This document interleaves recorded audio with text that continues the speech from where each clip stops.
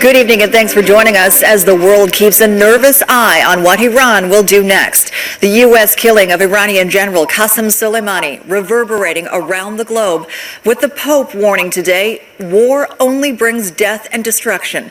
As Abigail Beeman reports, thousands of Soleimani's countrymen turned out to publicly mourn today as Washington and Tehran fired off ominous threats. Tens of thousands of mourners fill the streets as Qasem Soleimani's body returns to Iran. In Parliament, MPs chant death to America and warn of painful consequences. And the government says it will further pull back from the 2015 international nuclear deal, meaning Iran will not respect enrichment limits. It's impossible to overstate the significance of the attack that takes out Qasem Soleimani and the number 2 militia leader. This is bigger than bin Laden. It's bigger than Baghdadi. General Soleimani, let's be very clear, he was a regional menace, and we understand the position that the Americans found themselves in. Tensions high as the world waits for exactly what those painful consequences may be. Not likely to come until 3 days of mourning are over. Soleimani will be buried in his hometown on Tuesday. Was Donald Trump The UK's foreign minister is out urging calm. I think, yes, we need to contain the nefarious actions of Iran. We also need to de-escalate and stabilize the situation. While the U.S. president took a different tone, outlining on Twitter, if Iran retaliates, the U.S. will hit 52 Iranian sites, including those of cultural importance, very fast and very hard. That in and itself would be a war crime. International law expert Leah West says it's more likely to involve hyperbole than a real threat, given the strict rules. First of all, you can't target non-military establishments or establishments that wouldn't have a direct military advantage. That's just illegal under the international law of armed conflict, and in particular, attacking cultural states. It may be that there's a little noise here in the interim that the Iranians make the choice to respond. I hope that they don't. President Trump has made clear what we will do in response if they do, that our response will be decisive and vigorous, just as it has been so far. Meanwhile, in Iraq, Parliament voted to expel all foreign troops aimed at the U.S., but Canadian troops are on the ground in Iraq, too. This vote is largely symbolic. In actual fact, to expel or to require the government leadership to expel all American or international forces, that would require legislation. When Global News asked what happens next for Canadians serving in Iraq in light of the vote, the Defence Minister's office reiterated its message from earlier this weekend. Canada is in close coordination with international partners, and the goal remains a united and stable Iraq. One of those international partners, NATO, has called an urgent meeting for Monday. Abigail Beeman, Global News, Ottawa. All right, Shalom Akyam, all praises, honor, and glory unto Yahweh, by Hashem Yahweh Shai, by Hashem Harachakodash. Double honors to the apostles of Great Millstone, and peace and blessings to you Akyam out there doing the work of Yahweh, by Hashem Yahweh Shai, in truth, faith, and in sincerity. This brother Taza Pai, as you see here, the video dealing with the death of this Iranian general, Major General Soleimani, which hey, Trump put out the hit on him, the day after New Year's, Thursday evening sometime Thursday, put him to death. And now Iran is calling for retaliation, calling for revenge. As you saw here on your video, they're chanting death to America. They're expelling the troops.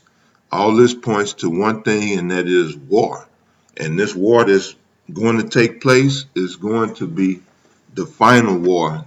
This is going to be, as they say, the war to end all wars, World War III. This is what it looks like. All right, this is the beginning stages of World War III. So once you expel the troops, as they said, they're voting in the parliament or whatever to get rid of all, not only U.S. troops, but Canadian troops, all foreign troops to be expelled from Iran, because that's what you do when you get ready for war. You get all opposition or anybody that's not on your team, you got to get them out of your country, out from among you, because you can't trust them. they working for the other team. See, when things are good, when there's that covenant, for lack of a better word, between the two parties, they're working together, then right, the two sides can come together. But when there's the threat of war looming, which is what's happening now, you got to get rid of all the foreign, you know, uh, possible adversaries. So what I want to focus here on is the point that is like the lady said, Iran does want retaliation. They want some revenge. It's like James Brown. They need some get back. So that just says in itself that these other countries are not, they're not for the foolishness of America no more. Babylon is not that fearsome, mighty power that it once was, and now these countries are bucking up. And so we knew that was prophesied in the book of Joel, the 3rd chapter. So we're going to go and look at Joel and see how it applies to this situation in particular. So this is Joel chapter 3, verse 9. It says, well, 9 is the point.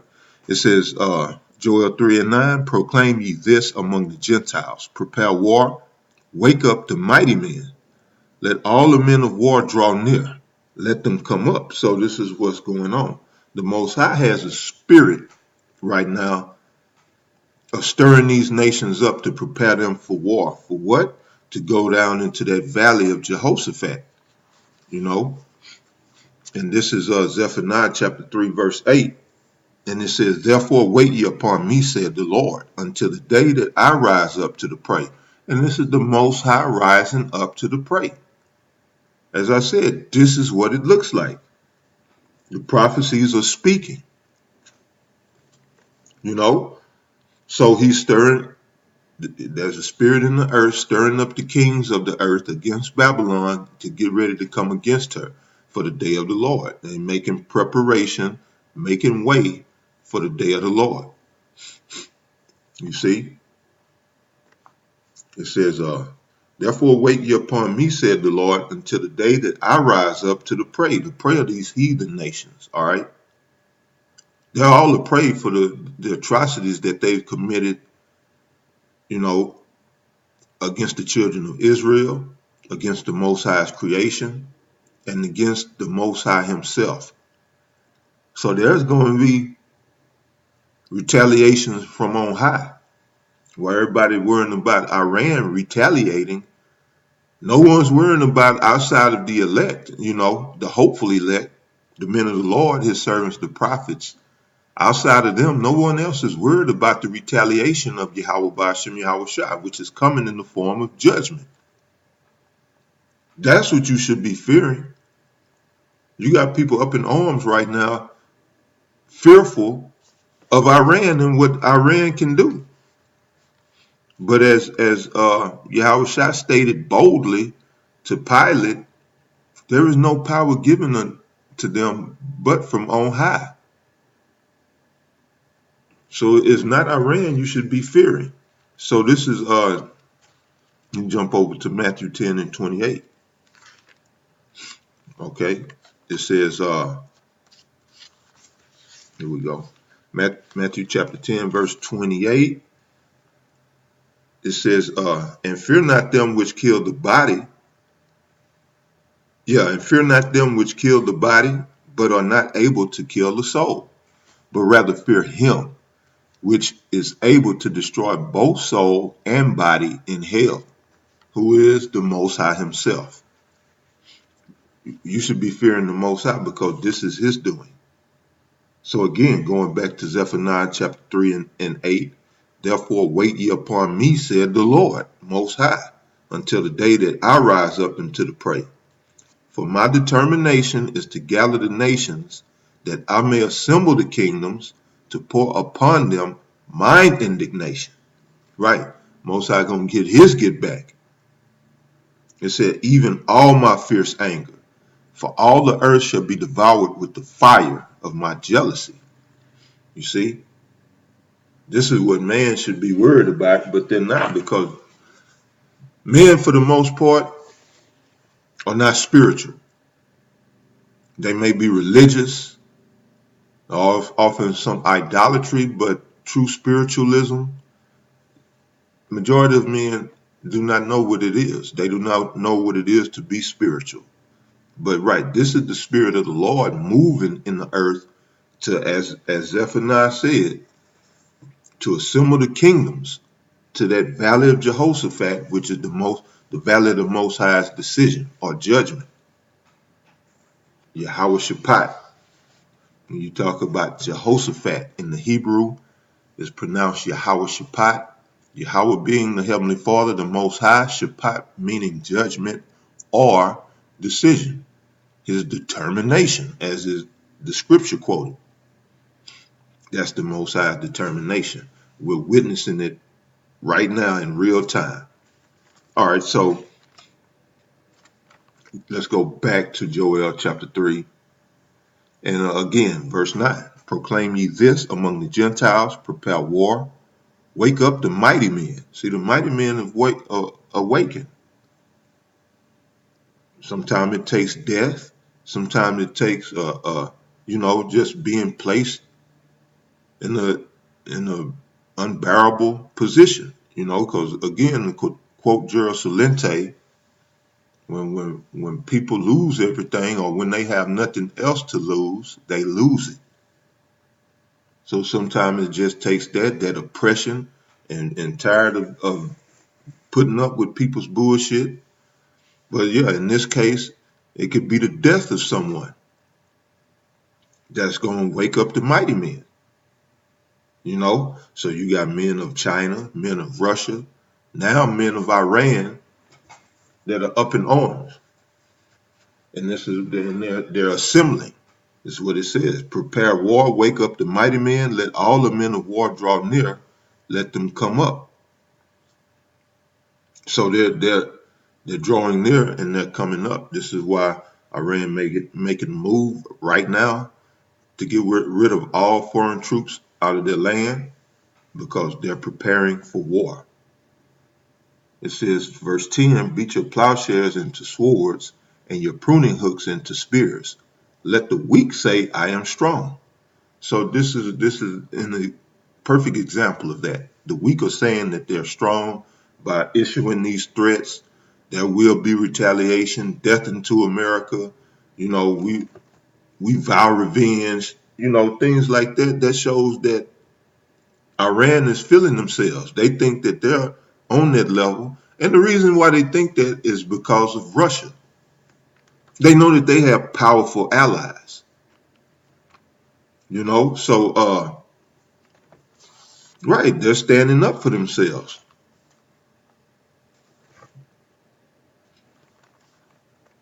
Let's go here just to speak on that. Iran, this is something that would have been unheard of back in the day. You understand? For nations such as Iran,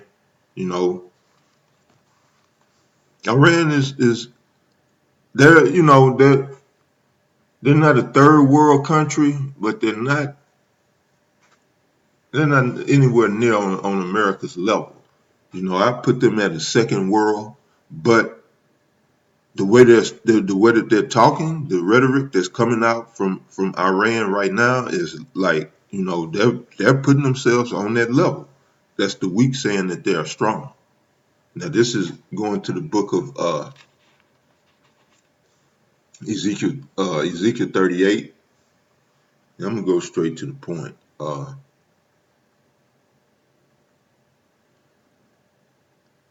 right, the third verse. So this is Ezekiel 38 and 3.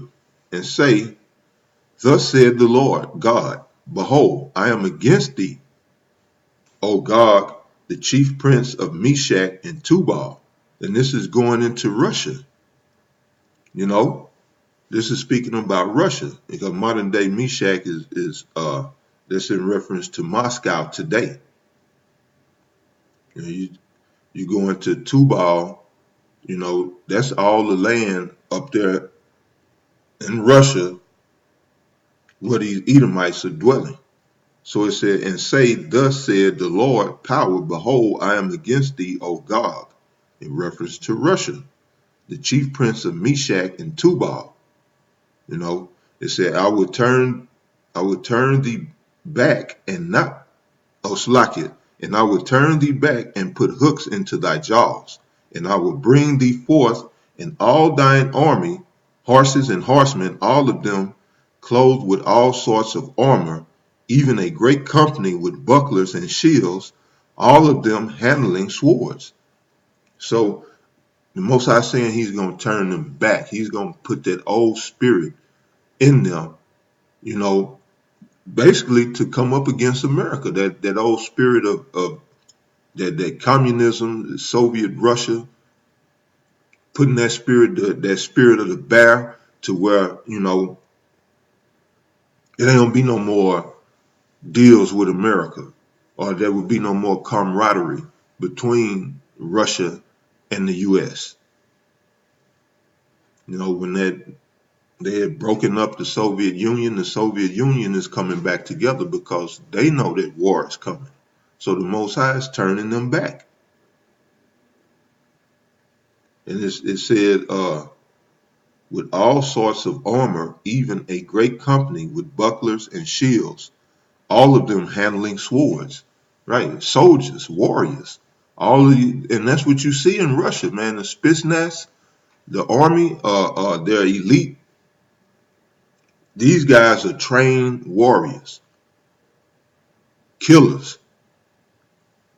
That's to fulfill prophecy. It said in verse 5, it said Persia, which is modern day Iran. Ethiopia, and Libya with them, all of them with shields and helmets. So this is letting you know that Iran, for one, is in partnership with Russia. And that's true because Russia has a great interest over there in Iran. Business ties, money, you know, there's money involved. So it says, verse 6, Gomer and all his bands, the house of Togarmah of the north quarters, and all his bands, and many people with thee. Be thou prepared, and prepare for thyself, thou and all thy company that are assembled unto thee, and be thou a guard unto them. So Russia is a guard. Iran knows this. So this is why Iran is making these boasts, these claims that they themselves cannot back up alone, but they know that they have Russia beside them because America has made many enemies. Many enemies. So this is the weak saying that I am strong. So again, going back to Joel chapter 3 and verse 10, beat your plowshares into swords, meaning they're preparing for war.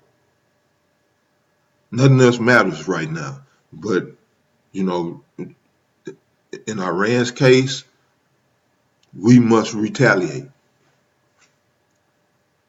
So this is what's happening.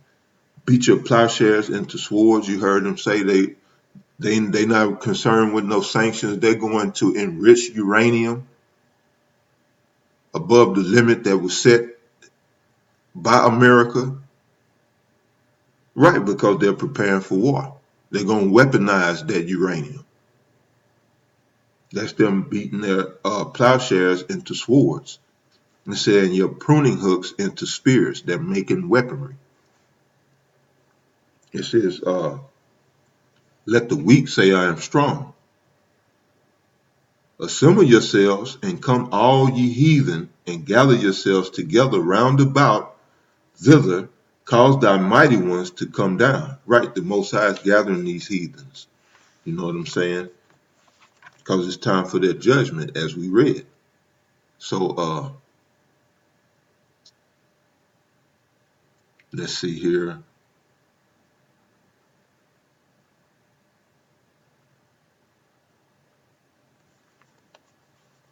Yeah, that's pretty much it. Let's see here.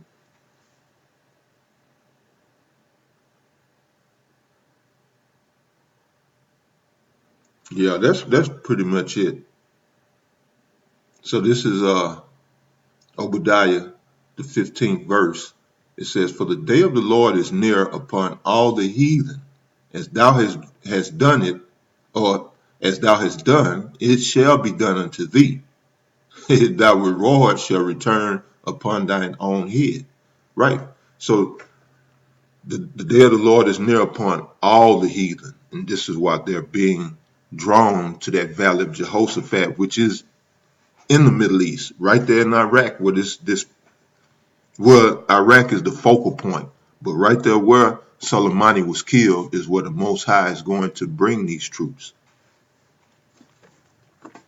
for that final showdown, that entire Middle Eastern region for that final showdown. So yeah, with that, I'm gonna end that lesson right there. I pray that you brothers are edified. All praises, honor, and glory unto Yahweh by Hashem, Yahweh Shai, by Hashem, our Hakwadash. Double honors to the apostles of Great Millstone, and peace and blessings to the Akim out there doing the work of Yahweh by Hashem, Yahweh Shai, in truth, in faith, and in sincerity. So until the next lesson, you brothers stay up. Much love and shalom.